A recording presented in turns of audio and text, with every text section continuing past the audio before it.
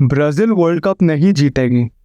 हाँ, तुमने सही सुना, ब्राज़ील नहीं जीतेगी ये world cup. 5 time champions Vinicius junior best squad on paper भाई नहीं जीतेंगे, कुछ फर्क नहीं पड़ता उस सब से। और ये सिर्फ ओपिनियन नहीं, कल रात का मैच देख के मुझे मजबूर होना पड़ रहा है बोलने के लिए। तो कल रात 13 जून मेटलाइफ स्टेडियम में ब्राज़ील का ओपनिंग मैच था ग्रुप सी में मोरक्को के अगेंस्ट। मोरक्को बहुत अच्छी है मुझे पता है, बट सुनो मेरी बात। प्री मैच प्रेडिक्शंस थे ब्राज़ील को 57.7% चांस जीतने का, मोरक्को को 18.8% और ड्रॉ का चांस 23.5%। मतलब ब्राज़ील बहुत हैवी फेवरेट था। सब सोच रहे थे इजी विन होगा। और मैच शुरू होते ही स्टार्टिंग मिनट से मोरक्को क्या कंट्रोल कर रहे थे भी। मतलब स्टार्टिंग 30 मिनट्स में ब्राज़ील लॉस्ट थी भाई, लॉस्ट। 21 मिनट में इस्माइल सवारी पीएसवी का मिडफील्डर ब्राज़ील के 2 डिफेंडर्स के बीच से गया और एलिसन के ऊपर से ब्यूटीफुल चिप मारा भाई, गोल। मोरक्को 1-0 आगे। और ये फ्लूक भी नहीं था भाई, पहले 30 मिनट में मोरक्को ने 12 शॉट्स मारे थे, 12 शॉट्स, जो ब्राज़ील ने अपने पिछले 6 वर्ल्ड कप में नहीं खाए हैं इतने शॉट। वो एक मैच में उन्होंने मोरक्को से 30 मिनट के अंदर खाया है। ब्राज़ील बहुत भयंकर स्ट्रगल कर रही थी, डिफेंस तो ऑर्गेनाइज नहीं था, मोरक्को कॉन्फिडेंस से खेल रही थी और बहुत पोजीशन था उनके बाद। ब्राज़ील के पोजीशन ही नहीं था भाई। और फिर 32nd मिनट विनीसियस जूनियर एक individual moment of brilliance, solo run finish, equaliser 1-1। Vinicius junior का वो गोल बहुत अच्छा था, ठीक है, आई अग्री, वो गोल मैग्निफिशिएंट था। But to be honest Vinicius junior भी ज़्यादा अच्छा नहीं खेला। उसने बहुत टेक ऑफ लेने की कोशिश की, बहुत ट्राई किया, बट वो नहीं ले पा रहा था भाई। वो गोल के अलावा ना उसका गोल इंडिविजुअली बहुत ब्रिलियंट था, बट गोल के अलावा वो अच्छा नहीं खेल पाया। उस विनीसियस जूनियर गोल के बाद मैच के बाद चांसेस मोरक्को के लिए कम हो गए थे, सिर्फ 2 और शॉट, दोनों 99th मिनट में। और ब्राज़ील के गोलकीपर एलिसन ने मैच के एंड में डबल सेव किया उन्हें पॉइंट बचाने के लिए। अब समझो, ये रिजल्ट ब्राज़ील के लिए बहुत बड़ा वार्निंग साइन है भाई।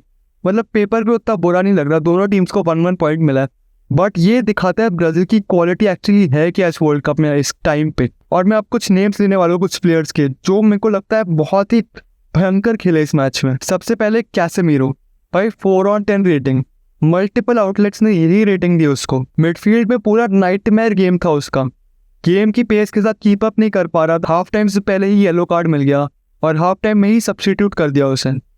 एक वर्ल्ड कप वेटरन जो एक्सपीरियंस के लिए जाना जाता है, अगर वो ही अपने पहले मैच में इतना स्ट्रगल कर रहा है, ये जेन्युइनली कंसर्निंग है। Age catching up, pace slow down हो गया भाई। ये सवाल एंसेलोटी को आंसर करने पड़ेंगे भाई। मैं Ancelotti one of the greatest managers of all time, इतना क्लूलेस लग रहा था भाई पिच पे आज, मतलब ऐसा लगता उसको खुद समझ नहीं आ रहा क्या हो रहा है गेम में। दूसरा मार्किनियोस, डिफेंस का बैकबोन समझा जाता है उसे, बट मोरक्को के गोल के लिए आउट ऑफ पोजीशन था। साइबारी को इतना पेस मिला कि वो ब्राज़ील के दोनों डिफेंडर्स के बीच में से निकला और मार्किनियोस अपनी पोजीशन पे नहीं था, पोजीशनिंग में ही चूक गया था भाई। वो 5/10 रेटिंग भाई, फॉर अ प्लेयर जिसकी रेप्यूटेशन है पोजीशनिंग और रीडिंग द गेम।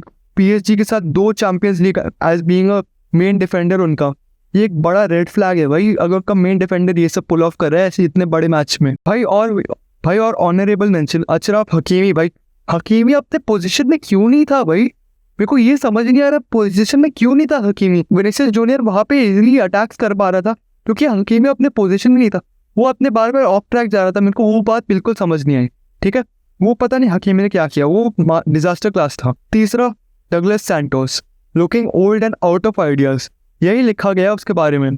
5/10 रेटिंग मेरे हिसाब से। लेफ्ट बैक में एक्सपीरियंस है बट पेस और शार्पनेस वो चीज़ें मिस हो रही थी। वर्ल्ड कप जैसे टूर्नामेंट में अगर फुल बैक कंसिस्टेंटली स्ट्रगल कर रहा है, ऑपोजिशन विंगर उसको पेलते रहेंगे मैच बाय मैच। और चौथा लूकस पाकेटा, सरप्राइज सिलेक्शन था स्टार्टिंग 11 में और गैम्बल पे ऑफ नहीं हुआ, पहले हाफ में लार्जली एब्सेंट था। 5/10 रेटिंग। डिफेंडिंग स्टैट्स अच्छे थे काइंड ऑफ, बट इसलिए क्योंकि उसके पोजीशन में वो पीछे खेल रहा था, अटैक में कंट्रीब्यूट नहीं कर पा रहा था। भाई मैं तुम्हें बता रहा हूँ भाई, नेमार अभी पेपर जैसा है भाई, उसको मारोगे थोड़ा वो टूट जाएगा पूरा, बट इससे अच्छा वो खिला ही लेते भाई। कोई क्वालिटी नहीं था भाई, तुम मिडफील्ड और अटैक को लिंक करने वाला भाई नेमार है, स्तंभा भाई प्लेयर भाई। नेमार नहीं है तो कुछ नहीं है इस टीम में एक्चुअली, मेरे को आज समझ में आ चुका है भाई। बट इस गेम में कुछ था ही नहीं ऐसा कोई प्लेयर जो स्टेप अप कर पाए। विनीसियस जूनियर क्लास था, वो एक सोलो रन एक finish, but exactly that's it भाई। विनीसियस जूनियर और कुछ नहीं कर पाया to be honest. Bruno Guimaraes mid खेला, बहुत मिड खेला, उसने असिस्ट दिया विनीसियस जूनियर के गोल के लिए, बट मिड था भाई ओवरऑल, मैं सच बताऊँ तो ज़्यादा अच्छा नहीं खेला वो। रफीनिया भी कुछ खास नहीं खेला, उसने चांसेस मिस किए बहुत, ना तो उसने बहुत अटैक्स क्रिएट किए। टू बी ऑनेस्ट ये डिजास्टर क्लास गेम था उनके लिए, ब्राज़ील के लिए। पेपर में 1-1 बच गए विनीसियस जूनियर की वजह से, बट बाकी तो भाई बहुत हगे हैं। और यही तो प्रॉब्लम है, ब्राज़ील का डिफेंस और मिडफील्ड का कोर जो वर्ल्ड कप जीतने के लिए सॉलिड होना चाहिए, उसमें ऑलरेडी इतने बड़े बड़े क्रैक्स दिख रहे हैं नंबर 1 मैच में। और अब ग्रुप सी का मैच क्या हुआ, इस ग्रुप में ब्राज़ील, मोरक्को, स्कॉटलैंड और हेटी। स्कॉटलैंड ने अपना पहला मैच जीत लिया था हेटी के अगेंस्ट, तो अब वो ग्रुप सी में सिचुएशन ऐसा है, ब्राज़ील और मोरक्को दोनों 1 पॉइंट के साथ है मैच 1 के बाद। स्कॉटलैंड के पास 3 पॉइंट्स है और हेटी के पास 0। तुम लोग मिसअंडरस्टैंड मत करो, मैं ये नहीं कह रहा कि ब्राज़ील अभी बाहर हो जाएंगे, वो क्वालिफाई कर लेंगे प्रॉब्ली, बट ट्रॉफी जीतना with teams like France, Spain, Portugal in this world cup, भाई ये बहुत मुश्किल होगा उन लोगों के लिए जीतना। और अगर ब्राज़ील के सीनियर प्लेयर्स इसी लेवल पे कंटिन्यू करते रहें, अभी ये मुश्किल नहीं नामुमकिन हो जाएगा इनका वर्ल्ड कप जीतना। अब फेयर देना पड़ेगा क्योंकि ब्राज़ील को अंडर एस्टिमेट नहीं करने वाला मैं, ऑब्वियसली ब्राज़ील है भाई। काउंटर आर्ग्यूमेंट ये है कि ये सिर्फ मैच 1 था जिसमें नेमार भी नहीं खेला।